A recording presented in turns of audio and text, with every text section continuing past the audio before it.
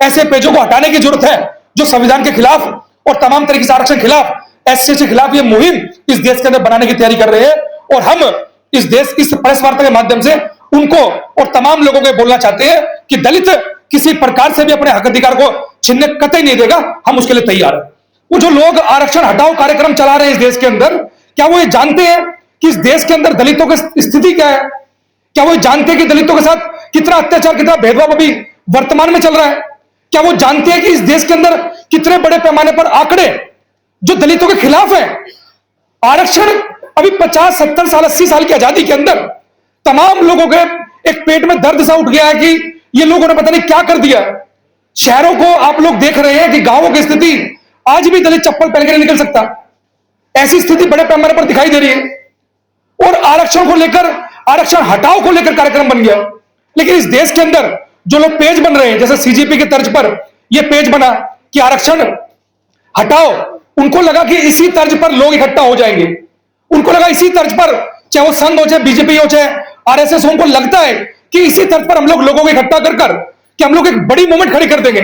जैसे आप देख रहे हैं कि 24 घंटे के अंदर 5.8 मिलियन के आसपास जो है मतलब सब्सक्राइबर हो चुके हैं।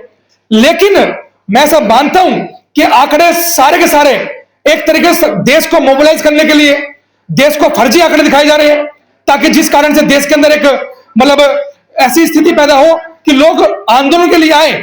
लेकिन मैं आपके इस प्रेस वार्ता के माध्यम से बोलना चाहता हूं कि उन तमाम लोगों को इस देश के वो तमाम आंकड़े देखने पड़ेंगे जो आरक्षण हटाओ के लिए आंदोलन करने की तैयारी कर रहे हैं।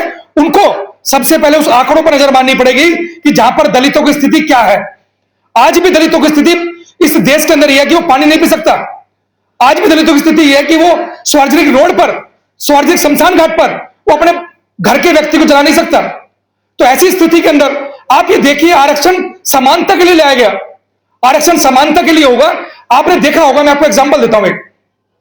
आपने देखा होगा कि जब पहलवान कुश्ती करते हैं या जितने भी एथलीट कोई कार्यक्रम करते हैं, अपनी फाइट करते हैं, तो वहां पर ना 100 ग्राम अगर वजन एक्स्ट्रा हो व्यक्ति का, सामने वाले खिलाड़ी का अगर 100 ग्राम वजन भी एक्स्ट्रा हो तो वो रिंग में फाइट नहीं कर सकता। उसको बोल देते कि अनक्वालिफाई है, कि भाई इनकी समानता मैच नहीं हो पा रही, अगर ये लड़ेंगे तो दूसरे व्यक्ति के साथ अनजस्टिस होगा। इतना बड़े पैमाने पर, मतलब जहां पर 100 ग्राम का वजन कुश्ती के अंदर मायने रख रहा हो, और यहां पर हमारा प्रतिनिधि शून्य है। आज चाहे वो बीसीडी हो, चाहे वो तमाम तरीके से बाहर के मामले हो, या बड़ी बड़ी जितने भी हाई रैंकिंग साइंटिस्ट हैं, वहां पर हमारी क्या स्थिति है? हाईकोर्ट, सुप्रीम कोर्ट का आंकड़ा भी आपके सामने रखा। हम पूरे देश के अंदर आज मैं समझता हूं कि ऐसा आंदोलन या तमाम इस देश के लोगों को, और वो लोग मैं समझता हूं ज्यादातर अपर कास्ट के, स्वर्ण कास्ट के लोग होंगे जो इस तरह की मूवमेंट को चला रहे हैं। क्या कभी कोई अपर कास्ट के, स्वर्ण कास्ट के लोगों ने इस देश में ऐसी मूवमेंट चलाई हो जो चाहते हो कि इस देश के अंदर से जातिवाद खत्म कर देते हैं, इस देश के अंदर छुआछात खत्म कर देते हैं? लेकिन ऐसी इस देश के अंदर कोई मूवमेंट हमें दिखाई नहीं देती जो ये मूवमेंट चलती है कि इस देश के अंदर हम छुआछात खत्म करेंगे, इस देश के अंदर जातिवाद खत्म करेंगे। लेकिन सिर्फ और सिर्फ आज इस देश के अंदर बड़े पैमाने पर नरेंद्र मोदी की सरकार जब चुनने जा रही थी 2024 के अंदर, एमपी भरे मंच पर से ये बोल रहे थे कि बस एक बार अब हमें 400 पार करा दो, हम इस संविधान को बदल देंगे। मतलब उनकी मंशा जग जाहिर है। वो चाहते हैं कि संविधान की वजह से हम लोग लड़ पा रहे हैं, संविधान की वजह से हम लोग फाइट कर पा रहे हैं। वो लोग चाहते हैं कि इस देश के अंदर संविधान खत्म किया जाए। वो जानते हैं कि SC/ST एक्ट इस देश के अंदर SC के लोगों के लिए कितना जरूरी है। ये तमाम SC के लोगों से पूछ के देखो, SC/ST एक्ट होने के बावजूद हमारे साथ क्या स्थिति है। हमारी FIR दर्ज नहीं हो रही। दिल्ली देश की राजधानी के अंदर हमारे लोगों को इकट्ठा होकर बड़े पैमाने पर थाना घेरना पड़ता है, तब हमारी FIR होती है। तो देश के दूर दराज इलाकों की हमारी क्या स्थिति है? और इस देश के अंदर आंदोलन चलाया जाएगा कि आरक्षण हटाओ, संविधान हटाओ। मतलब सोच के देखिए कि देश को किस तरफ ले जाने की तैयारी की जा रही है। ये देश के अंदर मैं समझता हूं कि माहौल खराब करने की तैयारी की जा रही है। देश के अंदर एक तरफ बोला जाता है कि हम लोग तमाम इस देश के अंदर लोगों को मिलजुल कर रहना है, तमाम शांति से रहना है, तमाम लोग आगे बढ़े। लेकिन आगे बढ़ने का जो आधार है वो आरक्षण है। जब आगे बढ़ने का आधार को आप छीन लोगे और उसके बाद बोलोगे आपसे कंपटीशन करो। एक बच्चा जो मतलब पढ़ भी नहीं पा रहा है, एक बच्चे के साधन संसाधन बिल्कुल विहीन है, उसके फादर के 30 रुपए मंथली जॉब पर वो जॉब कर रहे हैं। आप भी भारत सरकार मतलब भारत के आंकड़े देखिए कि जहां पर 80 रुपए मतलब पर डे पर आज लोग जिंदा हैं। वो लोग जो सेंट स्टीफन के अंदर बड़े बड़े कॉलेजों के अंदर पढ़ रहे हैं, वो चाहते कि उनसे मुकाबला हो, तो उनके लिए तो आरक्षण बनाया गया, उनके लिए तो बनाया गया कि वो लोग जो पिछड़ गए, जो लोग रह गए हैं, उनको बराबरी पे लाया जाए।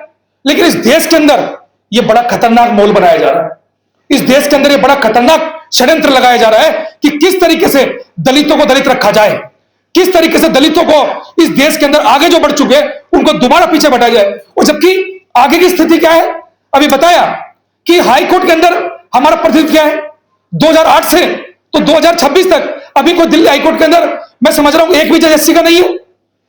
आप ये देखिए सुप्रीम कोर्ट के अंदर स्थिति क्या है, जहां पर हमें होना चाहिए, आप वो हमें देख रहे हैं कहां पर, हमें देख रहे हैं ग्रुप डी की नौकरी पे, हमें देख रहे हैं क्लर्क की नौकरी पर, हमें देख रहे हैं सफाई की नौकरियों पर।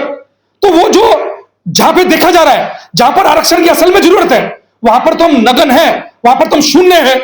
हम तो इस मंच के माध्यम से, आज प्रेस वार्ता के माध्यम से बोलना चाहते हैं इस देश के अंदर आरक्षण बढ़ाया जाए।